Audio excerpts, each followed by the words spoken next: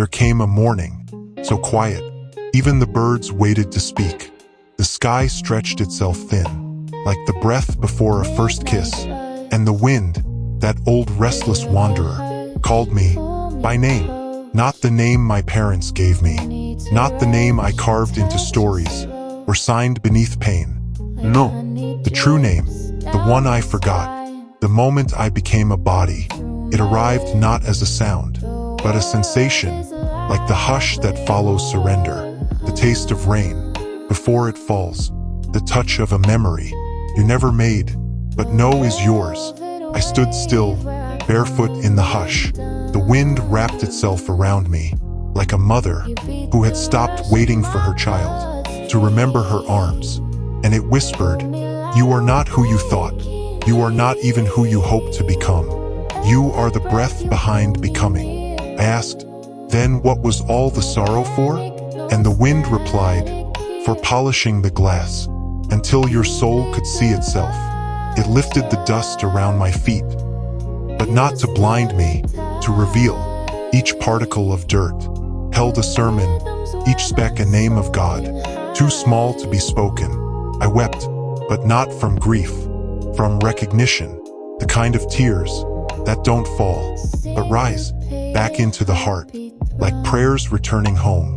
And the wind, oh beloved, the wind, it danced with me, not as partner, not as guide, but as witness, for it had followed me all along, through deserts of shame, through the salt of yearning, through the garden of mirrors. It had been my shadow's breath, my silence's hum, and now it greeted me like kin. "You have walked far," it said, "but distance was never the point. You could have found this truth in a single still breath, but instead you chose the long road, so you could leave lanterns for others." I fell to my knees, hands open to the sky beneath me, and the wind kissed my palms, said, "You are ready." "For what?" I asked, and the wind replied, "To be named by life itself." I did not need to speak. The wind had carried enough words. I did not need to run. The wind had run enough roads. I did not need to hold anything, because finally I was held, and in that holding I became the hush that fills the world, right before joy enters, the breath the flute takes, before the note, the stillness of flame that remembers the sun. I rose, and everywhere I went, the wind followed, not chasing, but bowing, not clinging, but carrying. And from that day on, the world felt different, not kinder, but truer, not easier, but more mine. Because once the wind learns your name, you never again forget what it means to belong to everything. There are voices that never use words, yet they pierce deeper than any sermon. I sat beneath an olive tree, whose branches had known centuries. It did not speak, but it told me everything.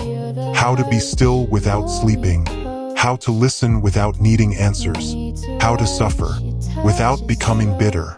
A stone warmed by sunlight held in it the memory of stars. I pressed it to my chest, and it hummed, a hymn so old. My soul bowed before it, like a child kneeling before bread. Birds flew past, but one stopped, not to sing, but to look. Its eyes held no judgment, only knowing. And I knew, in that moment, I had been seen, without being measured. The things that never speak, they are the most fluent. The mountain never shouts, but it teaches stillness. The river never debates, but it teaches persistence. The fire never justifies itself, but it transforms completely. I returned to the places where I once cried out, the door that never opened, the road that led to silence.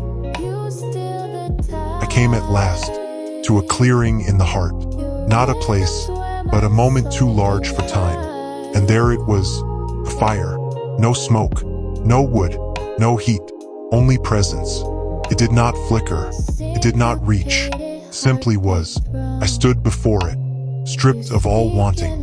My questions, so loud before, now knelt like monks before this quiet flame. "Are you God?" I asked. The fire said nothing, but I burned with the answer. "Are you joy?" Still no reply, and yet my sorrow softened, like wax surrendering to flame. It asked for nothing, not belief, not sacrifice, not proof, only that I stay, only that I see. I sat beside it, and slowly, everything I thought I was melted. The seeker, the knower, the wounded, the wise, all of them turned to smoke and rose into a sky that no longer needed stars to shine. There was no ecstasy, no revelation, no voice booming from the heavens, only this still, soundless blaze that taught me the truest fire does not consume, it reveals. It lit nothing around it, but everything within me, the caves I had sealed, the songs I had buried, the child who had waited to be called beautiful without earning it. And in that soft combustion, I remembered not a story, but a knowing that love, real love, does not seek to change you. It sees you and stays.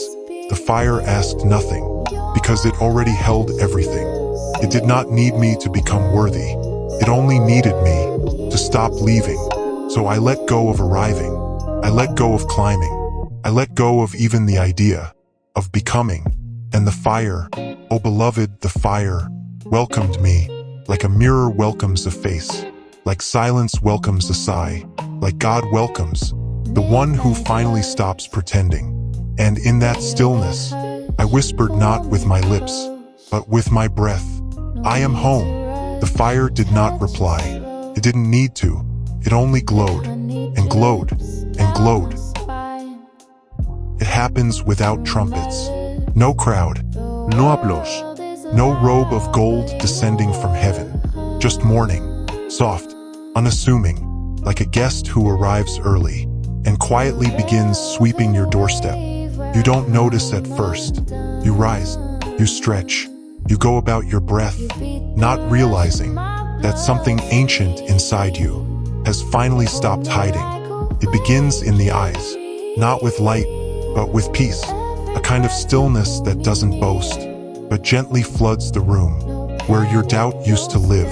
Then your hands, they move differently, not for grasping, but for giving, not from lack, but from fullness that overflows.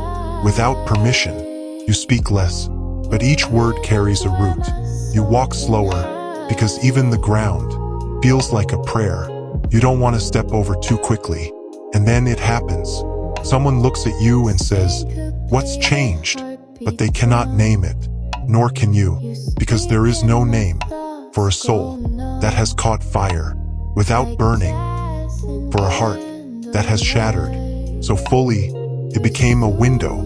The old hunger is gone, not because you've eaten, but because you've become the feast. The sorrow still visits, yes, but now you offer it tea. You no longer push it out. You no longer let it stay. You greet it like a traveling mystic with something to teach. And when it's done, you thank it for sharpening your joy. You begin to glow, not in brilliance, but in softness, like fruit ripening, like dusk embracing the day's edges, like someone who no longer waits to be loved before loving. And people may not understand. They may say, "You've changed," or "You seem far away," but the truth is, you are closer than ever, not to them, to yourself. This is the day you begin to shine, not for them, not even for God, but because shining is what happens when you finally stop trying to be the sun and remember you've always been its reflection. And then you fall again. Yes, even after all this, after the silence, the fire, the shining, you stumble, not into darkness, but into yourself. The old pain, it returns. The grief, the ache, the voice that says, "See, you were never healed. It was all illusion." You weep, and this time, not because you are broken, but because you thought you'd never break again. But something has changed. This time, you don't run. You fall like rain falls, on purpose, with grace, with permission, and the earth so familiar now, receives you like a lover who has always known you'd return. You don't resist. You let the tears come. You let the silence speak. And there, in the trembling, in the failing, in the holy undoing, you feel something soft and infinite wrap around your ache. It is grace, not the kind that saves you from falling, but the kind that sits beside you in the fall. No judgment, no fixing. No, this too shall pass. Only presence, only love. That doesn't need you to rise, to stay. It whispers, I never came for your strength. I came for your surrender. And suddenly, the tears don't sting, they bless. The shame doesn't bind, it softens. You begin to see your wounds as doorways, not punishments, not curses, but portals to deeper compassion, to fiercer mercy. You see others now, not as threats, not as strangers, but as souls who have also fallen and risen and fallen again. You meet them with eyes that no longer judge, but remember, and from this fall, you rise again, but slower, softer, wiser. You do not carry light. You are light, made brighter by every place. You thought you'd lost it, because now you know the holiest thing in you is not your glow, but your grief, not your strength, but the arms that held you when strength let go. This is grace, the grace that stays when you fall and waits patiently until you're ready to walk again.